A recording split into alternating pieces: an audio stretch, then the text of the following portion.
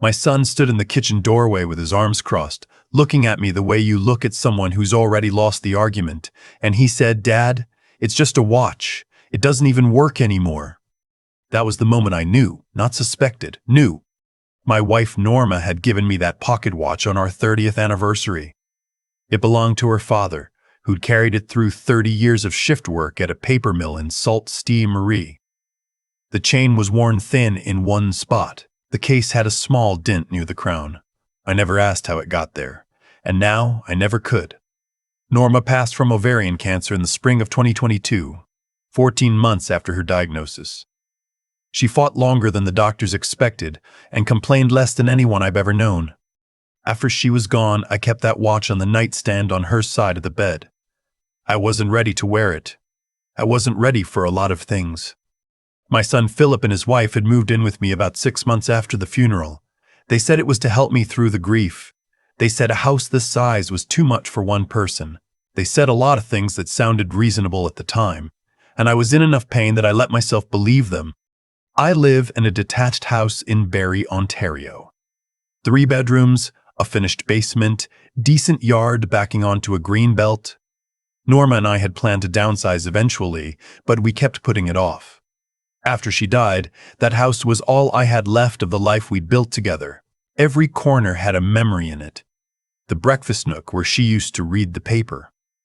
The garden beds she'd laid out herself with precise little stakes and handwritten labels. I couldn't leave. I wasn't ready. Philip is 41. He works in logistics, which in practice means he manages a small team and spends a fair amount of time complaining about that team. His wife Adrian is 38 and teaches yoga twice a week at a studio downtown.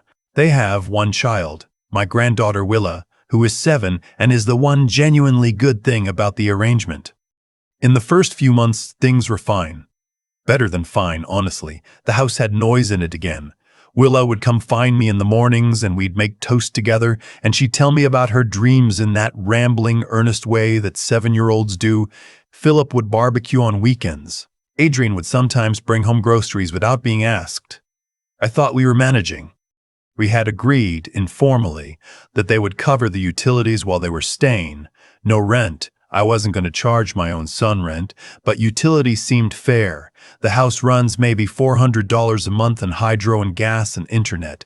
That was our agreement. By January of 2023, I had covered 11 of the previous 12 utility bills myself. When I brought it up, Philip said he'd been meaning to sort it out. When I brought it up again, Adrian said money was tight because they were saving for a trip.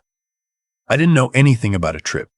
I should have pressed harder then. I know that now, but there's a particular kind of paralysis that sets in when you're grieving, and the person who usually helped you make decisions is gone. You second-guess yourself. You think, maybe I'm being unreasonable. Maybe this is small. Maybe I should let it go. I let it go too many times. The watch went missing on a Thursday. I know it was Thursday because I had a doctor's appointment that afternoon. Routine blood pressure check at my GP's office on Dunlop Street.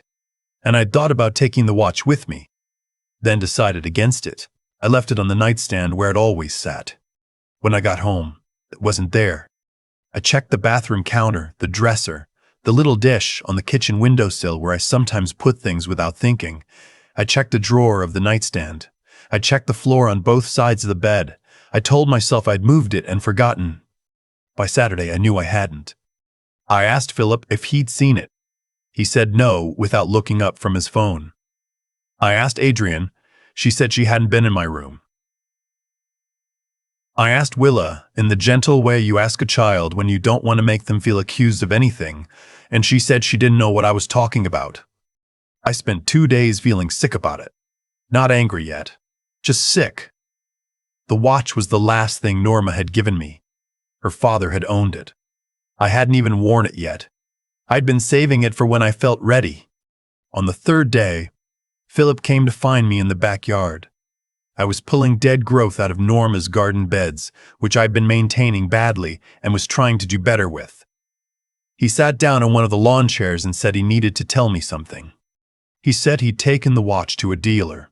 He said he'd meant to tell me. He said they'd had some unexpected expenses. The trip to Tofino they'd booked in February, some credit card debt that had gotten out of hand, and the watch had been sitting there not being used, and he thought maybe I wouldn't miss it right away, and he was going to replace it with the money before I noticed.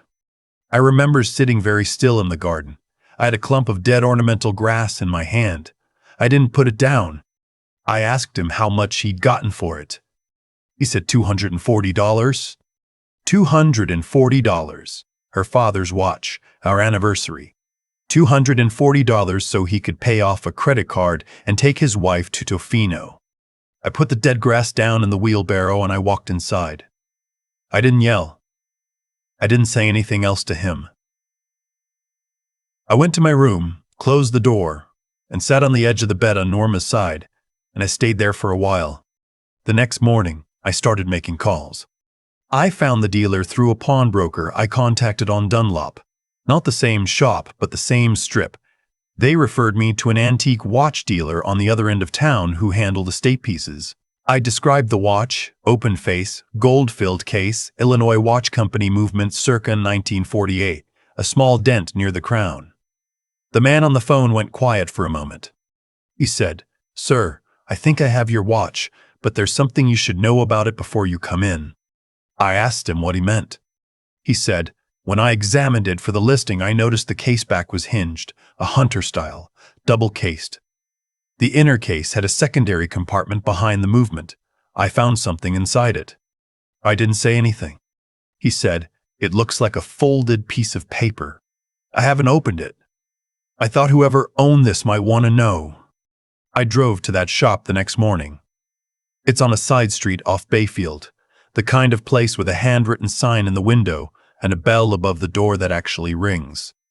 The dealer, a quiet man in his late 60s named Morris, had set the watch out on a cloth on the counter. He slid it toward me carefully like it was something that required handling.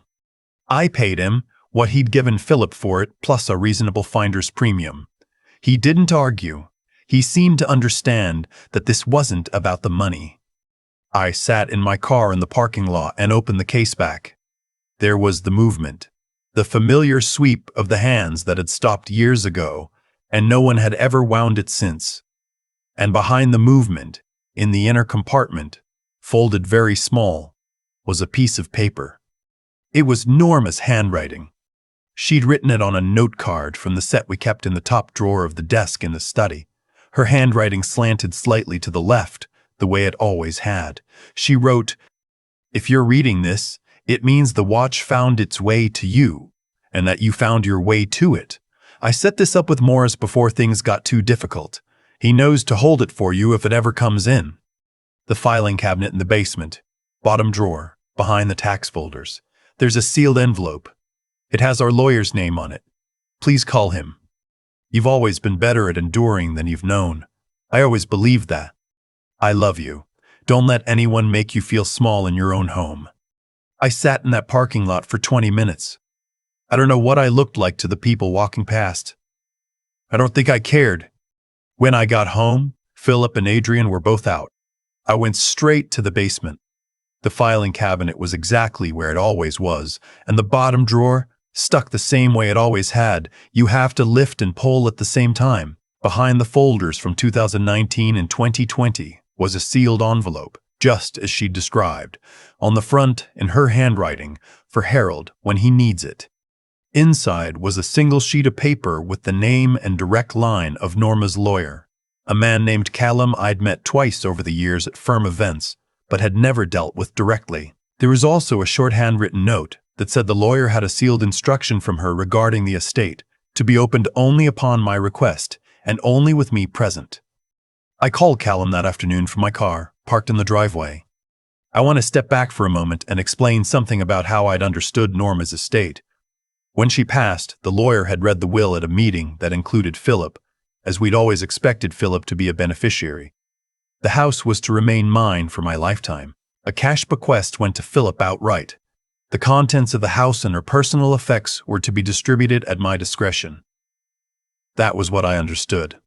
What I hadn't known. What Norma had arranged separately and quietly, as she arranged many things in her life, was that she had left a secondary letter of instruction with Callum, describing a separate registered account she had opened in her name and contributed to privately over a number of years. It wasn't a large amount by any dramatic standard, a little over $62,000, but it was hers, set aside carefully, and she had designated it entirely to me, with the specific instruction that it was not to be disclosed in the general reading of the will, and was to be released only when I requested it privately. She'd done this, Callan told me gently, because she had concerns about certain dynamics in our family that she hadn't wanted to address directly while she was ill. She hadn't wanted to cause conflict when she was dying. She'd wanted me to have resources that were entirely my own when I was ready to use them. I drove home from Callum's office feeling like a man who had been handed a map in a country he'd been lost in for 2 years. I didn't tell Philip or Adrian anything yet. I needed time to think, and I needed help. I contacted a tenant rights lawyer, because what I was dealing with was, legally speaking, a cohabitation situation without a formal lease, and in Ontario, that creates its own set of complications. The lawyer told me that Philip and Adrian had no formal tenancy rights, as they had never paid rent and had never received a lease, but that I should still provide written notice and allow a reasonable period for them to vacate and document everything carefully. I had already started documenting. After the watch, I'd begun keeping a notebook. Dates, amounts, conversations. I also installed 2 small cameras, one in the front hallway, one in the kitchen, both clearly visible, both compliant with Ontario privacy guidelines, since they were only in common areas of my own home. I mentioned to both Philip and Adrian that I put them in, citing the fact that I'd had some tools go missing from the garage. They didn't seem bothered. Over the next 3 weeks, I wrote down everything. The utilities they hadn't paid, the groceries I continued to buy for the whole household, the damage to the basement carpet where Willa's water table had leaked and they'd put a rug over it rather than telling me, a small dent in the drywall in the hallway that had appeared without explanation and without mention. I had Callum draft a formal letter in early May. It requested that Philip and Adrian vacate the property within 60 days, which was more than Ontario's standard notice period for non-tenancy cohabitation and which my lawyer felt was more than fair given the circumstances. The letter also outlined the outstanding utility amounts and the cost of documented property damage, a total of just under $4,000, and indicated that I expected this to be settled before or at the time of their departure. I handed Philip the envelope on a Monday evening after dinner. He opened it at the kitchen table. He read it twice. He looked at me across the table and said, "Dad, you're not serious." I told him I was. He said this wasn't what family did. He said I was making a mistake. He said I was going to regret isolating myself. He said a lot of things, and Adrian said some of them alongside him. And I sat there and I listened, and when they were finished, I told him that my lawyer's contact information was in the letter and that any question should go through him. I went upstairs. I could hear them talking in the kitchen for a long time after that. The 60 days passed the way those things do, slowly and then quickly. There were 2 weeks of cold silence. Then a week of what I think was Adrian attempting to charm her way back into normalcy, making dinners, being cheerful, acting as though the letter hadn't happened. Then another period of silence. Then a conversation with Philip that started as an apology and became, within about 4 minutes, an argument. And I ended that conversation by standing up and leaving the room. On the 49th day, they hired a moving truck. I was not home. I'd gone to spend the day with an old colleague from the school board where I'd worked before I retired. We had lunch at a diner in Innisfil and talked for 3 hours about things that had nothing to do with any of this. When I got home that evening, the rooms were quieter than they'd been since before Norma died. Quieter, in a different way, not empty sad, just still. They had taken their furniture, their clothing, Willa's things. They had left the kitchen reasonably clean. They had not addressed the carpet in the basement or the drywall. But Callum followed up on that, and they eventually settled the amount. Minus a small discount I agreed to because I didn't want it dragging into winter. Willa comes to see me every other weekend now. Philip is civil on the phone, in the way that people are civil when they know they handled something badly and don't know how to say it. Adrian sends me a card at Christmas. I haven't responded to the last 2, but I haven't thrown them out either. I used part of Norma's account to have the basement properly repaired and the garden beds rebuilt. A landscaper who works from a nursery in Elkona came out in June, and we redesigned the whole back corner. And I think Norma would have liked what we did with it. I hired a handyman to convert the small spare room into a proper workshop, where I've taken up repairing clocks and watches, mechanical ones only. It turns out patience is a skill that transfers. Morris, the watch dealer, taught me the basics over 3 Saturday afternoons. He knew Norma, it turned out, not well, but she'd been into his shop twice in the years before her diagnosis, handling the arrangements with the watch. He said she'd seemed like a woman who knew exactly what she was doing. She did. She always did. The watch is on the desk in the workshop now. Glass case. Good light. I'm not ready to open it up for repair yet. I'm still learning on less precious movements. But I look at it every day. I look at it, and I think about the fact that she set all of that in motion, knowing she wouldn't be there to see it, knowing only that I would need it eventually, trusting that I would find my way to it when I did. I let people take too much from me in those 2 years after she died. I let grief make me smaller than I needed to be. I'm not saying that's a failure. I think it was just what grief does to you when you let it. And sometimes you have to let it for a while before you find the bottom of it. But she gave me the map. She always knew I'd need a map. I'm 67 years old, and I live alone in my house in Barrie. And most mornings I go out to the garden before the dew is off, and I have my coffee standing up in the yard. And it is, I'll tell you, a very good life. I keep thinking about the moment I sat in that parking lot on Bayfield with the watch in my hands and her handwriting in front of me. The way time does something strange in moments like that, slows down and speeds up at once. I'd spent 2 years feeling like I was moving through something I couldn't name. And in that parking lot, in about 40 seconds of reading, I understood that she had seen it coming, not the specific details, but the shape of it. She knew I would need a map, and she made sure I had one. That's the thing I keep coming back to, not the money. The $62,000 mattered, but it wasn't the point. The point was that she had thought clearly and planned carefully and acted on what she knew to be true, even when she was dying. That kind of clear-eyed thinking doesn't happen by accident. It's built over a lifetime of paying attention and being honest with yourself about what you see, even when it's uncomfortable. Norma was never cruel about it. She just never looked away from things. I wasn't always like that. I'm still not entirely. I let Philip and Adrian take more than they should have because I told myself I was being generous, when really I was just avoiding a hard conversation. There's a difference between generosity and avoidance, and for 2 years I confused them. I think grief does that to you. It makes the path of least resistance feel like kindness, and by the time you realize the difference, someone has taken your wife's father's watch to a dealer on the other side of town. What I learned, slowly and then all at once, is that you can love your children and still hold a line. In fact, I'd say holding the line is part of the love. Philip is 41 years old. He has a daughter of his own. Letting him take from me without consequence wasn't doing him any favors. It was just making it easier for him to avoid the kind of reckoning that eventually makes a person solid. I'm not saying I handled everything perfectly. I'm saying I finally handled it. There's a kind of strength that doesn't announce itself. It doesn't look like anger or confrontation. It looks like a woman quietly setting up an account over several years and writing a note and trusting that the person she loved would eventually find it.